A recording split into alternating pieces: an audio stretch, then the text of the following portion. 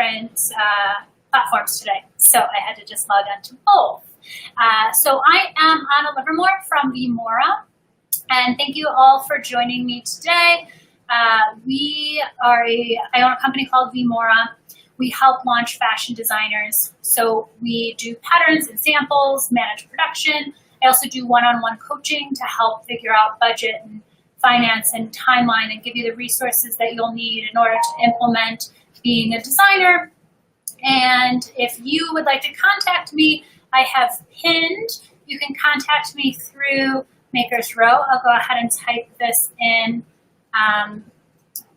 Makers Row. So makersrow.com/v-mora. Cool. So that's how you can contact me. And we are today talking about 5 mistakes that new entrepreneurs make.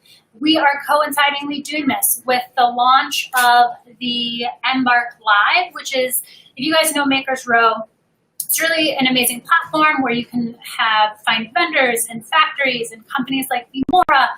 And Makers Row is branching out into what's called Embark Live, where they've pulled a collective of, I'm in the office today, and I've got my girls in the background here. So yes, manufacturing in New York opened June 8th, so everything is getting back to normal. So Embark Live has all these experts with video content. So I've got a bunch of videos up there, like Q&As, ways that you can just get expert advice. And if you wanted to hire any of us, there's a way to hire us through Embark Live. Last thing, there's a promo code, ANNA, A-N-N-A, when signing up for Embark Live, and that will get you the first 6 months of being a member on the platform for free. So be sure to use that. Okay, so that's the whole introduction, the whole spiel. Today we're talking about the 5 mistakes new entrepreneurs make. And hopefully you're new enough that you haven't made any of these, but if you have, it's fine. I think I've made all of these. I've been in business for 12 years. So if you had made these mistakes, you can still survive, learn from them, grow, and through. So we're going to go through these mistakes and hopefully you can avoid them or figure out ways to get through them. The number one misconception of new designers and new entrepreneurs is that success is going to happen overnight. And that is never the case. You know, if you launch something and it doesn't right away sell and it doesn't give you the results that you want right away, you just have to continue that snowball, because it's a snowball effect that's happening behind the scenes. More and more people are seeing your product. More and more people are hearing about you. And it will happen quickly. When I tell designers, like, if you're going to be selling wholesale, which not a lot of people sell wholesale in today's market, but when I did work with designers selling wholesale, your first 5 boutiques are by far the hardest accounts to gain. And after you get those first 5 boutiques, it snowballs, because all of that work that you've put in will build off of each other and be working behind the scenes. So expecting overnight success and when it doesn't happen, letting that get you down, it's just not a reality. And anyone that we see that comes onto the scene, it looks like from our perspective that it happened overnight, because here you didn't know who this person is, and now here they are, super successful everywhere. But I would guarantee that they have been pushing their marketing and that they've been working and that there's been things happening behind the scenes before you knew them. So it's never, I don't know that, there's ever such a thing as overnight success. So planning for that and knowing that you're going to have to put your work in before you start seeing those profits. Number 2 is budget. Budget is so important, and it's not the fun part of business, but it's you have to do it, right? And when you're budgeting for a collection as a designer, you need to budget through the first season samples, the first season's production, and then the second season samples.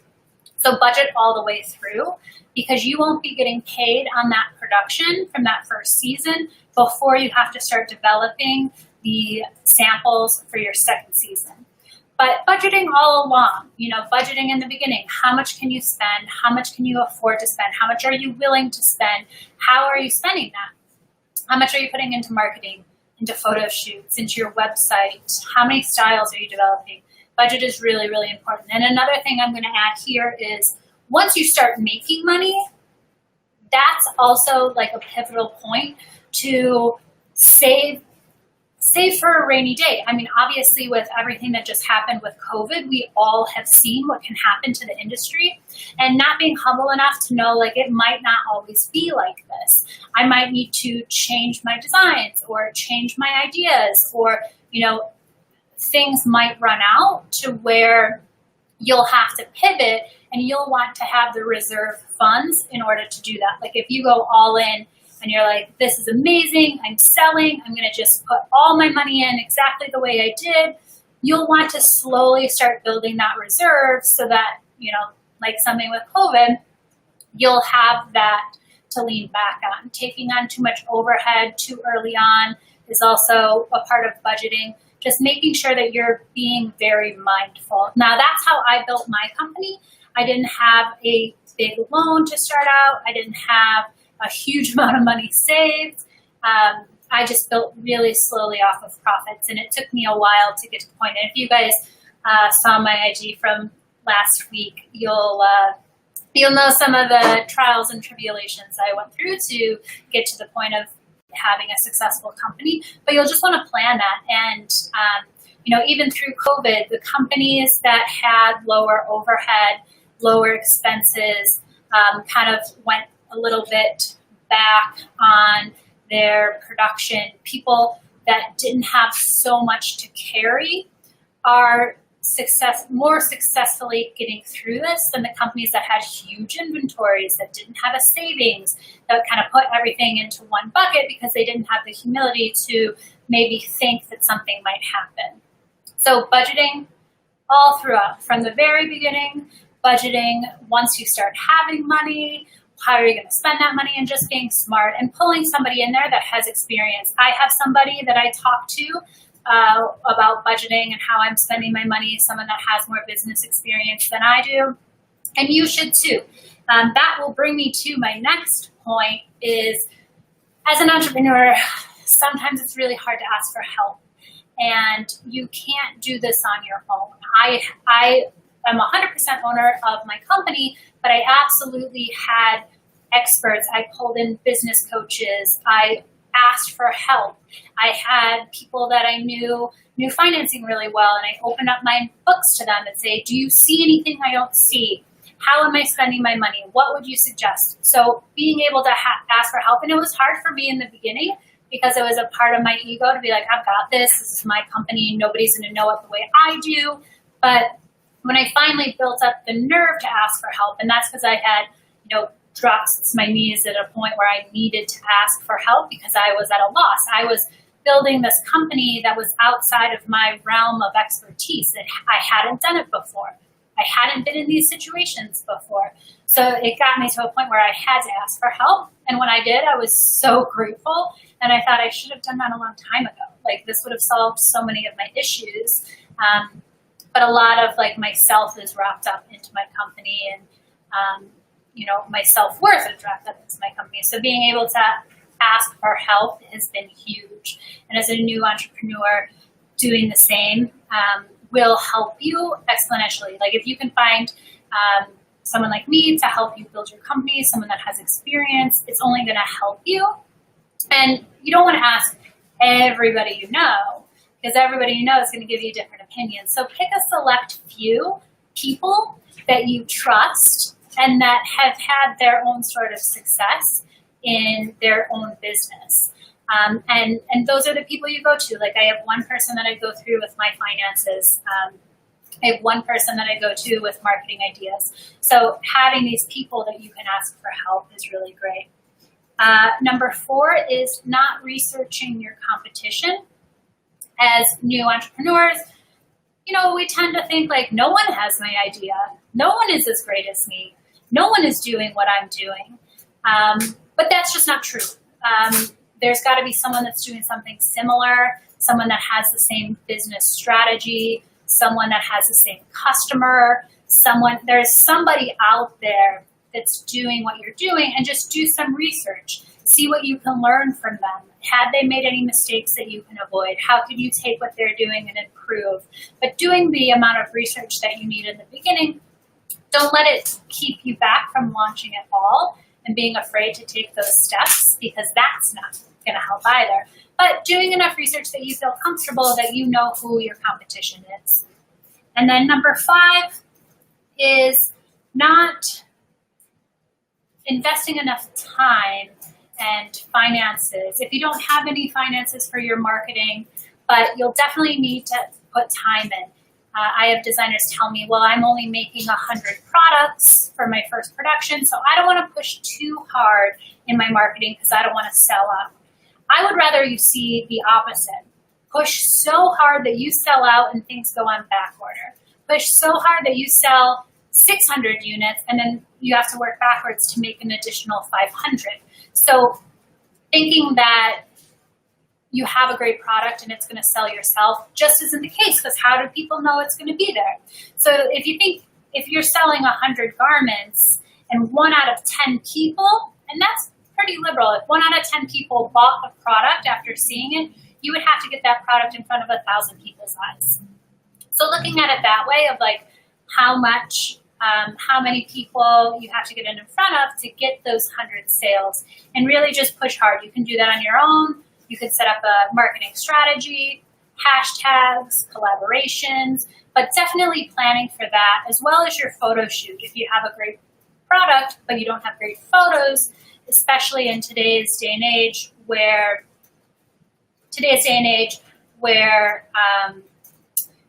everything's done online, you really need great photos. And then networking too. You never know who you're going to meet, and maybe you can help them, maybe they can help you, but building these connections has absolutely made a huge difference in my life. And I'm not like crazy about networking. Like if you were like, hey Anna, you've got to go to this networking event, I'd be like, I don't want to go. I don't know why that is. But if I go with the intention of like, I'm just going to have nice conversations with people, I'm going to learn about people and ask them questions, then I always end up getting that really great business advice or relationship. Something comes out of it. I go in with the intention of just learning about people and being interested in people instead of a goal of like, what can you do to help me? Because people can also feel that too. Of like if you go into a networking event and you're solely there to see what you can get out of the other people, just create relationships. So I'm going to just run through this list again and then see if you guys have any other questions. And let's see, number 1 was expecting immediate results. Number 2 is not budgeting properly when you are starting your company, and then once you start getting some income, you'll have to do another budget. Number 3 is not asking for help. Number 4 is not thoroughly enough researching your competition. And number 5 is not investing enough time and money into your marketing and your networking and your photo shoots and everything that's going to make people know your product is out there. So there you have it. Those are the top 5 mistakes as a new entrepreneur you should avoid. I'm going to scroll through and see. I had some questions. So I am on 2 devices. You can ask me questions through either one. This is always the awkward part where I'm VMware is the best. Are you still in Chicago? So I my office expanded to New York 8 years ago, and then I myself moved to New York 5 years ago. And as of 3 years, I've transferred everything, my office, my physical location to New York. I still have a production manager that works in New York or in Chicago. I still have a lot of clients in Chicago. I make trips back there a lot. But as far as the physical office, that's in New York now. But I miss Chicago. And thank you. Okay. I'm still scrolling. Any tips on how to stay consistent with help? Systems. Any systems, checklists, like those are my favorite things. I personally have so many checklists and templates, everything, any system that you can set up so that there is a way to go about it so that people that are helping you know what they need to do, what's expected of them. How to keep it not just a call, but staying consistent. Oh, so with the help, when you're asking for help, maybe plan it quarterly, where every quarter you reach out to this person and ask them certain questions. Keep the list of questions that you want to ask them tallied, so when you talk to them, you're not wasting their time or your time. You're prepared for that call, but just schedule it every quarter. It might, not have to be every day, every week, but keeping something scheduled. Okay, I need 100 baseball caps made. I provide the fabric. Okay, there are quite a few companies that make blanks for baseball camps. You can definitely find those on Maker's Row. I wouldn't suggest making a baseball cap from scratch when there's so many blanks readily available that you can add your logo and customize it any way you want, but you can find those companies on Maker's Row. What are the initial investments when you launch? You guys, this is the question I get every single time I'm live ever. How much money do I need to start a company? And there is no answer that I can give you. Unfortunately, I don't know how many styles, how much production, what you're doing. So it's an impossible answer for me to answer for you. However, I do a 20-minute complimentary strategy session where we can talk about your product in more detail, and you can get that on the pinned message, makersrow.com/v-mora. Any tips on building your team? I have my team, Catherine and Barbara. Come and meet everyone. I'm totally embarrassing them. But Catherine, I just always trust my intuition. This is Catherine. Barbara. Hello, everybody. But I always trust my intuition. Thanks, guys. Both Barbara and Catherine, they're really passionate about their jobs. I knew that it was a position that they could grow with. They were proactive. I always just trust my gut. You have to trust your gut when you're building your team, and it's got to be people that you want to be around. We're just back in the office and we missed each other. So you want it, for me anyways, I always wanted it to be a fun environment, and my, the work environment is almost more important than anything, because if people aren't getting along, if people don't want to come to work, that's going to affect you as a business owner. So keeping that in mind, and I have a tally of questions that I ask people in an interview to kind of figure out, are they bigger picture? Are they detail-oriented? How do they organize their time? I also took a personality test called the DISC, D-I-S-K, and the girls are laughing because it gives me like a full, this is who you are in the workplace, this is where your downfalls are, and these are the types of people that would work well under you because they think differently. So there's different personality tests that you can take to figure that out. But yeah, just interviewing and trusting your gut. First hire when you get money. First hire for me was pattern maker, but if you're a designer, your first hire should be an assistant. Someone that's versatile, that can do social media, that can run errands for you, that can do other tasks for you, help you with your email, because I know when you're a designer, you're doing all of that yourself. And as a designer, you should be staying creative. If you start doing too much, you'll start to resent your business. And if you resent your business, you'll self-sabotage. So I always say personal assistant is the first hire. You can sometimes find that in an internship if you're near a school, but having someone to help you with just the day-to-day tasks, because as a business owner, where can you be the most profitable? And that's not running to UPS, and that's not picking up the zippers. Like, as a business owner, you have to figure out where you're making the most profitability for your company and then learn to outsource the rest. I used to say, okay, well, if I hired this person to help me do A, B, and C, then I can spend my time doing this and getting more clients and making more money for the business because I'm free of all these little tasks. So I would definitely say an assistant. In the process of starting my company, I live in San Diego. Do you suggest I work with professionals, pattern makers, manufacturers in Los Angeles? It depends on what you're making, Los Angeles, and your minimums.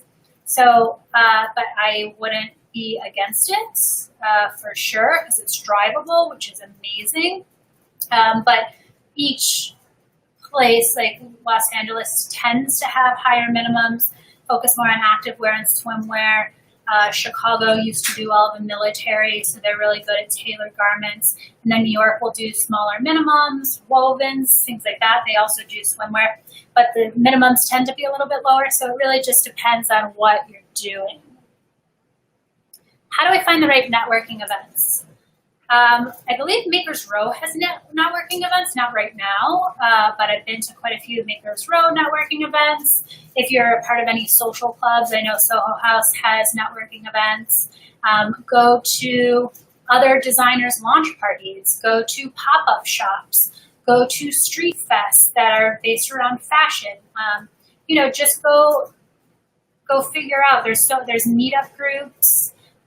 There's clubs based around just networking. So there's a ton out there. Just put it on your calendar that I would say if you're building your company, maybe every other week. I try to go once a month to something network-like. And you can also create your own. If you know designers, if you know entrepreneurs, you can start your own entrepreneur dinner. But yeah. How do you think this pandemic will affect the demand for clothing and shoes? So I've been reading a lot about the luxury market, how that is shifting. A lot of designers are sitting on inventory. One thing that I am pretty sure is happening now that might stick is it's June, and people are selling summer. They plan to sell summer up until August or September, whereas normally by June they'd be pushing fall on us already, which seems bizarre. Like somehow the industry got so ahead of itself that I think it'll be closer to you buying in that actual season. I think that there's really room for on-demand marketing. I think that's going to grow where people aren't producing a large number of production. And yeah, I think that the luxury market, I was reading that it used to be everyone would fly to New York or Paris, but I guess, China is going to have a larger luxury market than it has before. So there's a lot of shifting. I don't think that any of it is bad. It's just going to be, again, a pivot and figuring things out. Let's see. I make jewelry and I need models to model the product. How do I find models without coming off creepy? I'm assuming you mean on Instagram. You want to be as professional as possible. Have a page that has some business content on it and offer some sort of compensation, whether it's pieces of jewelry or are you setting up the actual photo shoot and the model just shows up, or are you giving them the garments and they're responsible? But just make it really professional and stick to the bullet points of what you would want. You can also obviously hire a modeling agency for professional models, but I'm assuming you mean on Instagram, and I would just present it as professional as possible. Any influencer is used to getting approached to do that sort of thing. So, some people find models on the street too, but presenting yourself very professionally, if you have a contract or setting up those boundaries of this is what it would look like, this is what the compensation is, here is my website. So just being as professional as possible. All right. Interesting point about the season being more in season. Yeah, I thought that was interesting too, which I like. because you would buy all these fall clothes and then you couldn't wear them for months. But if you didn't buy them, they'd be gone by the time. Like I'm always like, oh, it's fall, I need a winter coat. And then I didn't make it to the winter coat store in time, so I can't get a winter coat. So that's going to be less. Can we email you for a 20-minute consultation? Yes, if you contact me, makersrow.com/v-mora. So I've pinned that on there. So 20-minute consultation. I'll send you a little questionnaire so I can get to know you, and then we'll spend 20 minutes based around what you'd like to talk about. Don't forget to have models sign image photo releases. Yeah, so you definitely need a contract. How are you using those photos? Who has rights to those photos? Are they allowed to use the photos? All of that should be established prior to entering. So many times you think, oh, this is going to be great. I'm going to give them some of my garments, and then they're going to take the photos, and then I'm going to send the garments back. And sometimes they think the garments are gifted because you didn't clarify that. So setting all of this up front, even if it's a friend, even if you're working with someone you know, setting up everything in a business, matter-of-fact way will only help both of you. Okay, so I think that is it for all the questions. I'm going to be back here next Monday at 3 o'clock for 5 tips on manufacturing. And yeah, go to Embark Live. Remember, if you use the promo code ANNA, you'll get the first 6 months for free. It's a platform where all the professionals go and post videos, Q&As. It's like a YouTube for the fashion industry. So it's really cool. And Makers Row is amazing. If you're not a member, you can find so many resources there. So thank you guys all for joining, and we'll see you next Monday. Okay. I don't know how to end this. Oh, finish.